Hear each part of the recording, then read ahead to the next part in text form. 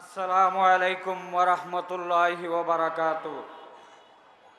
বাংলাদেশ খেলাফত ছাত্র মজলিস কর্তৃক আয়োজিত আজকের এই ছাত্র সমাবেশের মোহতারাম সভাপতি উপস্থিত রয়েছেন কারা নির্যাতিত মজলুম জননেতা, লক্ষ লক্ষ তরুণের হৃদয়ের স্পন্দন, বাংলাদেশ খেলাফত মজলিসের মোহতারাম মহাসচিব মাওলানা মামুনুল হক, বাংলাদেশ খেলাফত মজলিস, যুব মজলিস কেন্দ্রীয় নেতৃবৃন্দ, খেলাফত ছাত্র মজলিসের নেতৃবৃন্দ, আমার আত্মার আত্মীয় বাংলাদেশ খেলাফত ছাত্র মজলিসের উপস্থিত সাথী ভাই ও বন্ধুগণ, আমি বলতে চাই এই শাহবাগের মাটি গাদ্দারি করে না।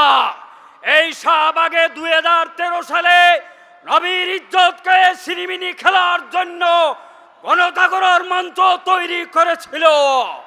তারা একটা ভিন্ন এজেন্ডা নিয়ে সেদিন রাস্তায় নেমেছিল। আজকে তাদের হাদিস খুঁজে বাংলাদেশে পাওয়া যাবে না।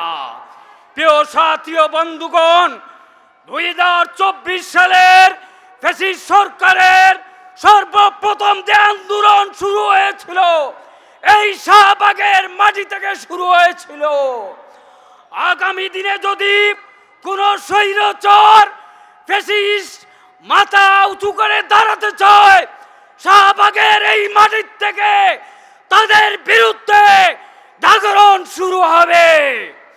আমরা বিগত 15 বছর খেলাফত ছাত্র মজলিস, যুব মজলিস বিভিন্নভাবে চেষ্টা করেছি শাহবাগে আমাদেরকে আন্দোলন করার স্পেস দেওয়ার জন্য। বিগত সরকার আমাদেরকে সুযোগ থেকে বঞ্চিত করা হয়েছে। আজকে আমরা শাহবাগের ময়দানে নেমেছি। ভবিষ্যতেও যে কোনো দাবি নিয়ে শাহবাগের ময়দানে আমরা অবতীর্ণ হব। সংগ্রামী সাথী ও বন্ধুগণ, শিক্ষাই জাতির মেরুদণ্ড। বিগত সরকার এই শিক্ষার জাতীয় মেরুদণ্ডকে ব্যঙ্গে খান খান করে দিয়েছে। শিক্ষা ক্ষেত্রে ইসলামী শিক্ষাকে বাধ্যতামূলকভাবে বিতরণের সকল প্রচেষ্টা অব্যাহত রেখেছিল, কিন্তু সফল হতে পারে নাই। আজকে সমাজের বিভিন্ন স্তরের সংস্কার চলছে। শিক্ষা ব্যবস্থায় সংস্কার করতে হবে, সেখানে আলেমদের প্রতিনিধি নিযুক্ত রাখতে হবে। গতকালকে ঢাকা বিশ্ববিদ্যালয়ে যে একটি মর্মান্তিক হত্যা ঘটনা ঘটেছে তার তীব্র নিন্দা ও প্রতিবাদ জানাচ্ছি। বিগত 15 বছরে সারা দেশে যত ছাত্র হত্যা হয়েছে সকল ছাত্র হত্যাকাণ্ডের বিচার করতে হবে। সংগ্রামী সাথী ও বন্ধুগণ, সাবেক প্রধানমন্ত্রী বলেছিলেন চুট করে তিনি বাংলাদেশে ঢুকে যাবেন। আমি বলতে চাই, চুট করে বাংলাদেশ থেকে যারা ভারতে ঢুকতে চেয়েছিলেন তাদেরকে এদেশের ছাত্র জনতা আটক করেছে।